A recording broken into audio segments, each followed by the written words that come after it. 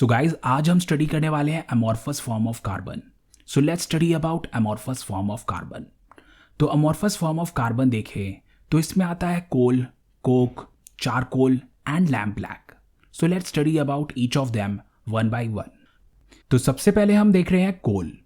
तो कोल होता है एक fossil fuel. It is formed by dead and decay organic matter buried in the earth for a long time. तो ये ऐसे ऑर्गेनिक मैटर हैं जो अर्थ में बरी हो रखे हैं बहुत समय से, and they may be buried by volcanic eruption और अर्थक्वेक और एनी रीजन।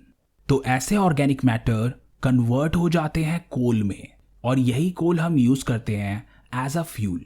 और आपको पता होगा कि कोयला पहले के टाइम में लोग यूज करते थे चूल्हा वगैरह में, तो ये यूज किया जाता था कुकिंग में।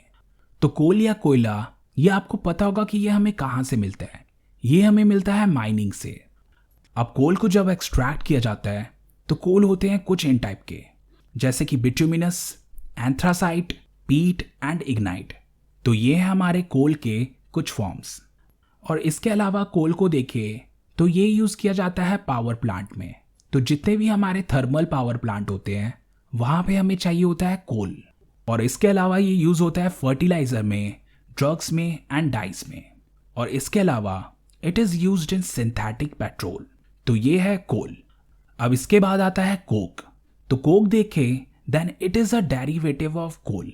और ये कोल से बनता कैसे है? ये कोल से बनता है बाय डिस्ट्रक्टिव डिस्टिलेशन मेथड। तो डिस्ट्रक्टिव डिस्टिलेशन में हम क्या करते हैं कि we break down coal in the absence of air at a very high temperature. तो ये होता है डिस्ट्रक्टिव डिस्टिलेशन का प्रोसेस। और इसी प्रोसेस के कारण कोक बन जाता है काफी ज्यादा tough, porous and black coloured substance. तो ये बन चुका है हमारा कोक। और इसके अलावा ये यूज किया जाता है मेटलर्जी में। तो ये यूज किया जाता है as a reducing agent in extraction of metal from their ores. और इसके अलावा ये यूज किया जाता है एज अ फ्यूल गैस। तो इससे एक बनता है वाटर गैस और एक बनता है प्रोड्यूसर गैस। वाटर गैस में होता है कार्बन मोनोक्साइड प्लस हाइड्रोजन, और प्रोड्यूसर गैस में होता है कार्बन मोनोक्साइड प्लस नाइट्रोजन।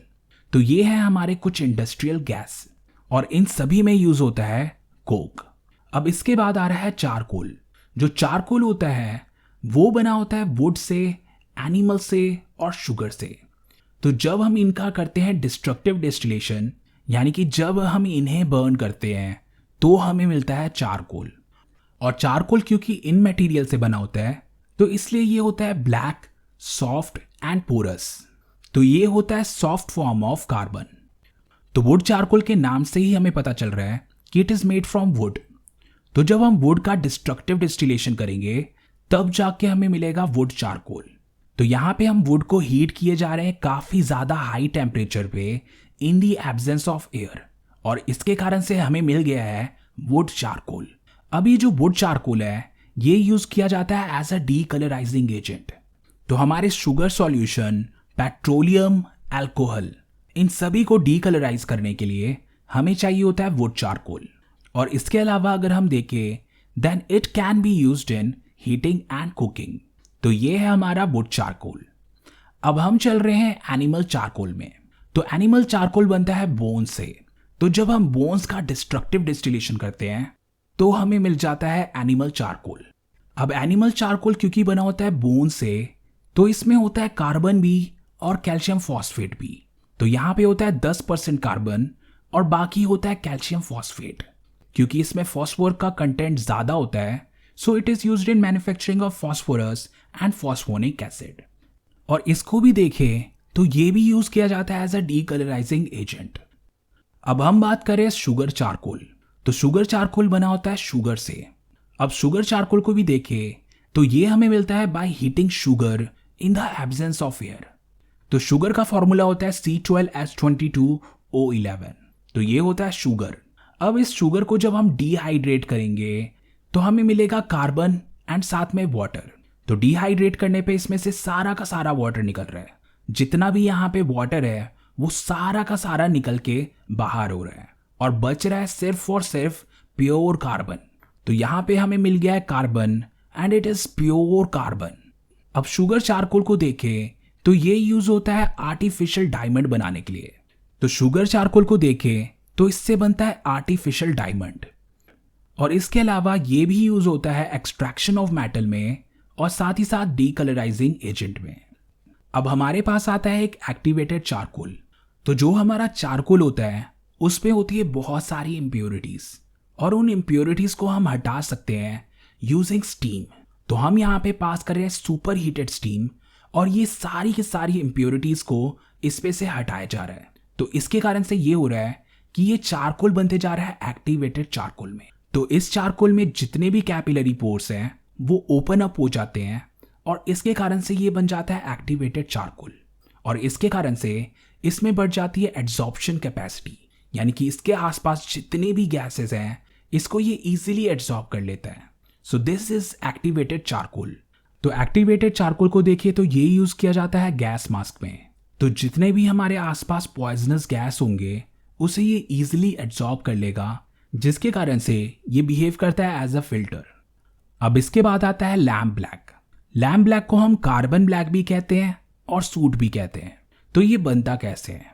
तो आपने देखा होगा कि कभी कभी हम लैम्प के ऊपर जब मेटल डालते हैं तो वहां पे कुछ कुछ ब्लैक कलर के पार्टिकल कलेक्ट होना शुरू हो जाते हैं, जिसे हम काजल में भी यूज करते हैं।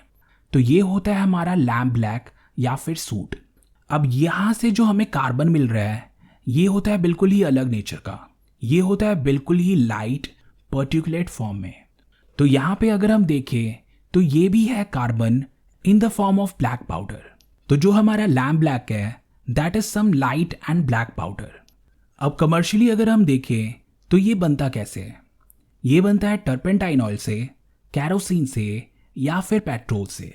तो यहाँ भी सेम ही प्रिंसिपल लगता है। यहाँ पे हम इन्हें बर्न करेंगे लिमिटेड सप्लाई में और हम ऊपर डाल देंगे वेट ब्लैंकेट, और ये वेट ब्लैंकेट सारे पर्टिकुलेट मैटर को कलेक्ट करते रहेगा। तो यहाँ पे जब कार्बन एक्सेस में आ जाएगा then we can collect it from here. तो इसे हम कहते हैं लैम्प ब्लैक या फिर कार्बन ब्लैक।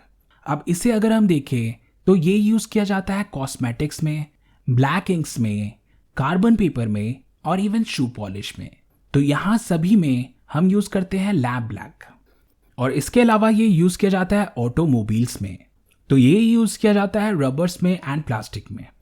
सो गाइज, इस वीडियो में हमने स्टडी किया amorphous form of carbon. I hope you like this video. For more videos like this, keep watching our channel.